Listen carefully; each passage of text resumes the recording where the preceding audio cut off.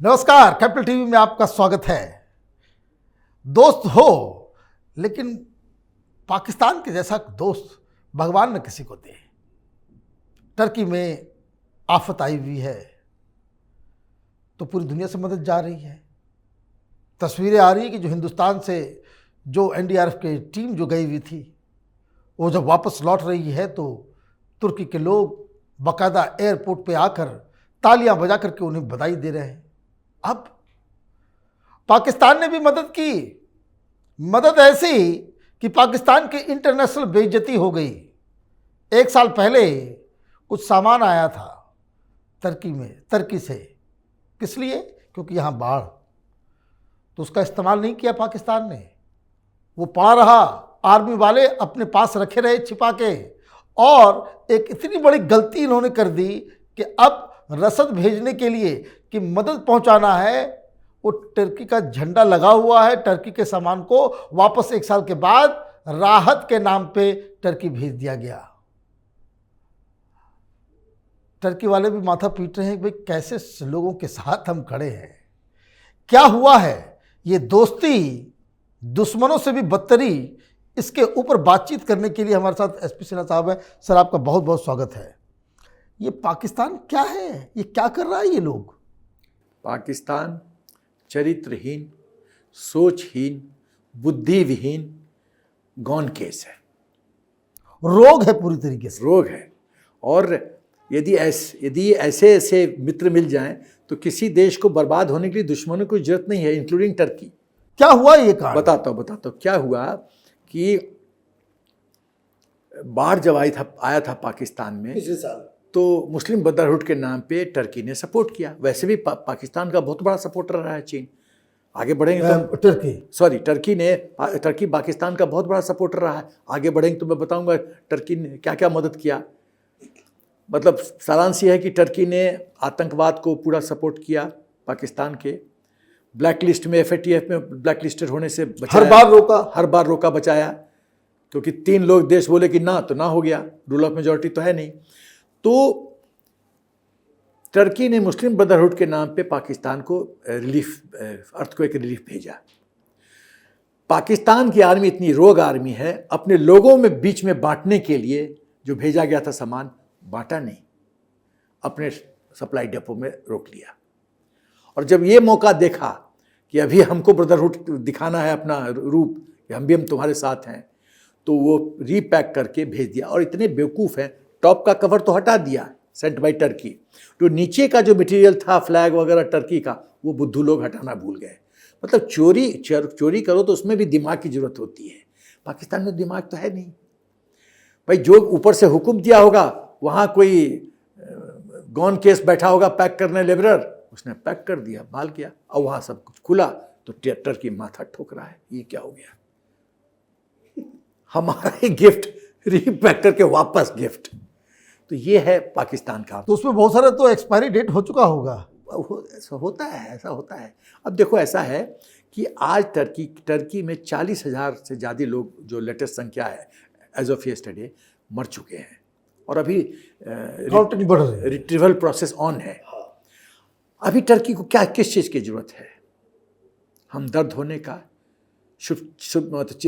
अपना शुभकामनाओं देने का, डॉग स्क्वाड देने का, पैसा देने का, उसके बाद रिलीफ मटेरियल देने का, मेडिसिन देने का, टेंट देने का, फील्ड हॉस्पिटल इस्टेब्लिश करने का, नर्सिंग स्टाफ देने का, डॉक्टर्स देने का, ये सब है ज़रूरत देने का।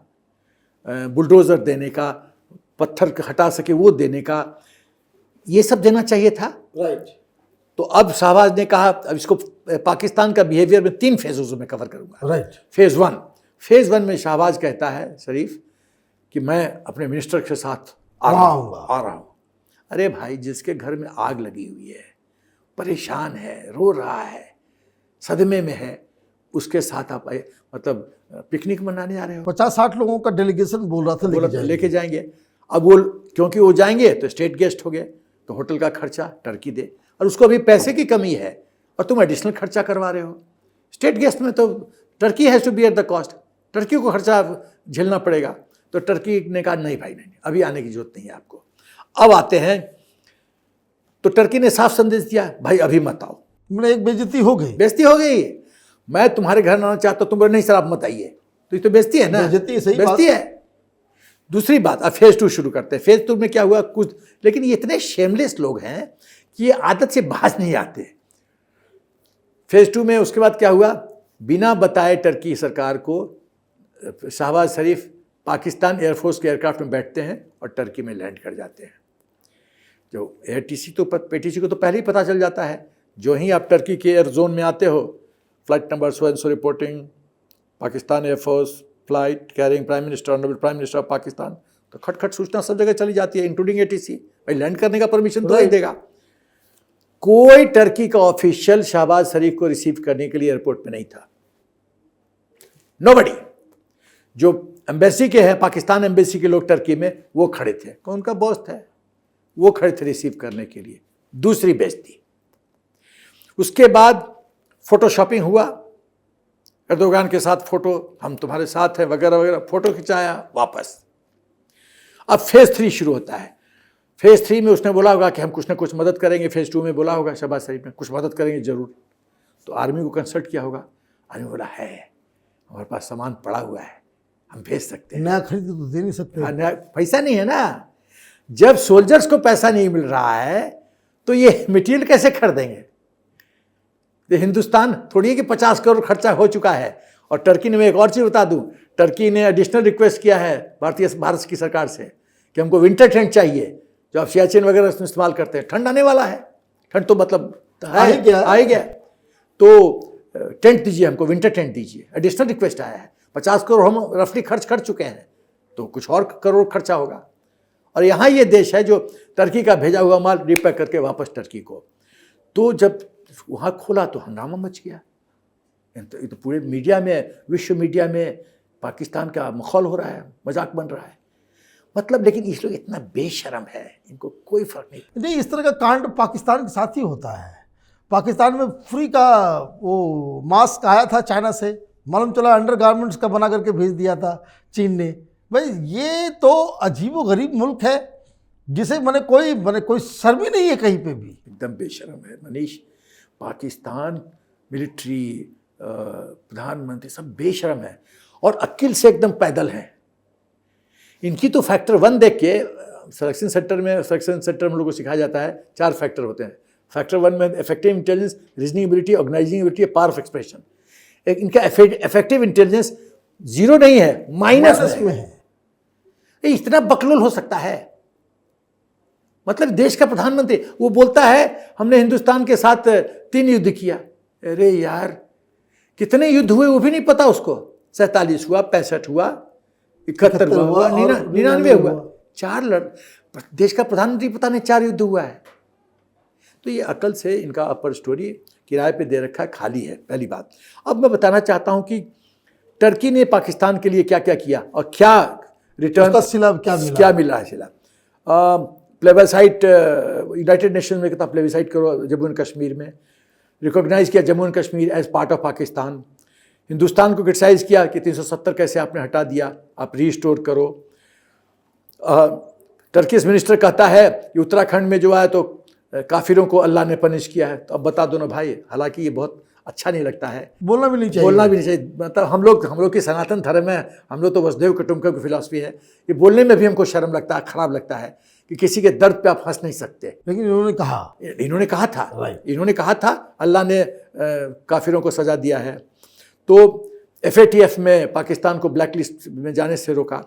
तो आप देखो आर्म सप्लाई किया है पाकिस्तान को Turkey, time to time missile वगैरह, ड्रोन्स भी दिए। तो जो इतना हेल्प किया उसके कैसे ऐसे कर सकते हो, इतना बेवफा। और ये सारा कुछ हिंदुस्तान के खिलाफ किया गया। तो हिंदुस्तान ने क्या क्या मदद किया? हिंदुस्तान ने तो मदद किया है कि अभी आज की जो लेटेस्ट रिपोर्ट है कि 17, उस दिन जो पिछले बार हम लोग बात किए थे तो 6 फ्लाइट गया था C-17 ग्लोब मास्टर का, 17 फ्लाइट लैंड कर चुके हैं। उसके बाद मेडिकल टीम, 2 फील्ड हॉस्पिटल, उसमें 30 बेड ईच, और उसमें X-ray machine, lab, medical store, doctors, हमारे सिस्टर्स 24/7 काम कर रहे हैं। हमारे डॉग स्क्वाड सब रिट्रीव कर रहे हैं बॉडीज़ को। NDRF, कंप्लीट NDRF की टीम बॉडी को रिट्रीव कर रहे हैं, उसका डिस्पोजल, मतलब 24/7 बेचारे शिफ्ट में काम कर रहे होंगे, रात को भी काम कर रहे होंगे। और इसीलिए जब वो आ रहे थे तो दो चीज़ें हैं कि आ रहे थे तो एयरपोर्ट पे हिंदुस्तान जिंदाबाद जिंदाबाद जिंदाबाद कह रहे थे लोग, और हिंदुस्तान हमारा दोस्त है। एक सोशल मीडिया पे एक लेडी, हमारे एक लेडी ऑफिसर को, मेडिकल ऑफिसर को ऐसे हक कर रही है, आशीर्वाद दे रही है। सोचो कितना उस लेडी ऑफिसर को अच्छा लगा होगा। भाई एक ज़माने क्या, इस भूकंप के पहले तो टर्की हमारा दुश्मन था, वो कैटेगरी दुश्मन की कैटेगरी में था। राइट। दुश्मन देश में इतना प्रेम हमने दर्शाया, और कोई विश्व, आज के विश्व के इतिहास, मतलब विश्व के में क्षेत्र में कोई देश है जो ऐसा कर किया है? कोई नहीं। नेम वन कंट्री, कोई नहीं, हिंदुस्तान छोड़ के।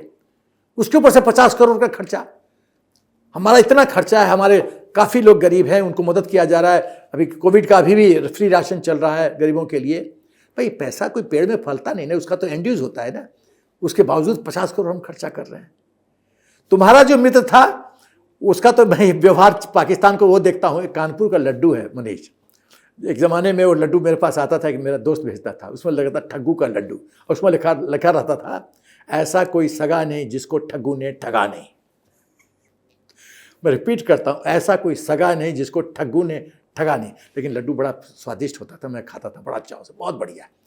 लेकिन वो उसका मार्केटिंग का सेंस था। लेकिन पाकिस्तान सिर्फ ठगता ही है, उसके बाकी कोई काम नहीं करता। खाली ठग है ये जालसाज लोग हैं, ये फरेब हैं, बुद्धिविहीन हैं। मतलब इतना अपर स्टोरी खाली होता है, मुझे समझ में नहीं आता है। ये देश नहीं चला सकते, ये मेरा ख्याल एक गांव नहीं चला सकते। ये ऐसे लोग हैं बेवकूफ। तो हमें दुश्मनी करने की जरूरत नहीं है, ये बेवकूफ अपना ही पांव काट लेंगे, काटने की क्षमता रखते हैं। तो ये अब आते हैं कि कहीं कहीं लोग, यहाँ भी पाकिस्तान तो चलाक है ना, यहाँ पर कुछ लोगों को क्रिएट कर के रखा है कि वो बोर्ड साउंडिंग करते रहो। हाँ। कि पाकिस्तान के साथ ट्रेड करो, पाकिस्तान के साथ ये करो। प्रधानमंत्री नहीं बोलेगा, इनडायरेक्टली कभी कभी बोल देता है, बट यहाँ पर एक परसेप्शन क्रिएट करने की कोशिश कर रहा है। मेरा सरकार से एक ही निवेदन है कि पाकिस्तान को उसका हालत में छोड़ दीजिए। मैं सांप पे विश्वास करूंगा। सांप भी बेटर कैटेगरी में है। सांप सपेरों को नहीं काटता है, क्योंकि मतलब मालिक है, बीन बजाता है तो डांस करता है। मैं पाकिस्तान पे कभी कतई नहीं विश्वास करूंगा। वाजपेयी जी ने चांस दिया, मोदी जी प्रोटोकॉल तोड़ के गए वहाँ पे। थर्ड टाइम हम अपना काट की हांडी नहीं चढ़ाएंगे मनीष, इनफ। अब एक ही हमारी सोच होनी चाहिए, पाकिस्तान की पूर्ण बर्बादी। कोई ट्रेड नहीं, कोई बातचीत नहीं, कोई क्रिकेट मैच नहीं, और कोई रहा हो तो और तोड़वा दिया, बस तोड़वाने की जरूरत ही नहीं है, खुद काफी। अब देखो टर्की की दोस्ती सदा के लिए खत्म हो गई। आशा है, मेरी आशा है कि खत्म हो गई है, बस मेरी सोच है। यदि टर्की इसके बाद भी भूल जाता है तो भगवान न्याय करेगा। लॉ ऑफ कर्मा तो है, जैसा करोगे तो भरोगे। तो इसके बाद भी यदि टर्की पाकिस्तान को दोस्त समझता है तो उनके बुद्धि पे भी मुझे शक होगा। आपका बहुत बहुत धन्यवाद। आपने डिटेल से बताया किस तरीके से पाकिस्तान की इंटरनेशनल बेइज्जती हुई। अगर आपको ये वीडियो पसंद आया तो आप इसे लाइक करें, शेयर करें और कैपिटल टीवी को सब्सक्राइब करें। धन्यवाद।